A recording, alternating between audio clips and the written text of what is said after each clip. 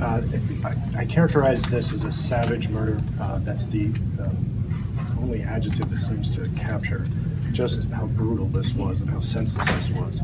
The allegations that have been brought before the court are that these two entered Thomas Harty's home, Joanna-Fisher's home, and killed Thomas Harty and attempted to kill Joanna-Fisher to avoid going to jail for relatively minor offenses and the fear of prosecution for other uncharged offenses. There have been charges brought against Mr. Hart and Miss Smith relative to the unlawful use of Miss Smith's great-grandmother's vehicle, and there was some fear on his part that he would face incarceration for that offense.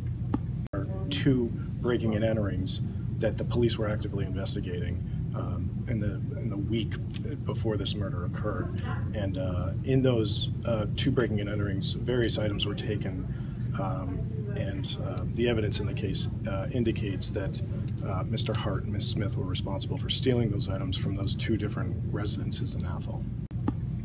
Do you have any update on the cause of death for Joanna-Fisher, or if there'll be any additional charges? I can't comment on that. The medical examiner will give us some indication, I expect, in the coming months. So right now, did any of the charges they face pertain to her beating and death? Yes, the second indictment is for attempted murder relative to Joanna-Fisher.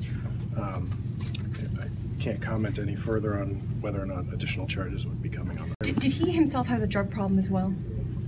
There is, and I should be clear about this, throughout the entire investigation, there's absolutely no indication that Joshua Hart ever consumed any drugs when he committed this crime. And there was no indication whatsoever that he had a drug problem. Brittany, was she high at the time of this? The allegations involve her being addicted to heroin, but that she had not done heroin that day. So again, this was all just because she didn't want to be committed and they were concerned about these petty crimes they had committed. Right, and he didn't want to return to jail. He thought that his criminal history would likely result in him being incarcerated for a longer period of time for the unlawful borrowing of her great-grandmother's car. Can you tell us why they chose the residence of the two deceased? They were looking for a residence where they could get both a car and some money. They wanted the car to be an older model car so that the police wouldn't be able to track the car with a GPS or OnStar device.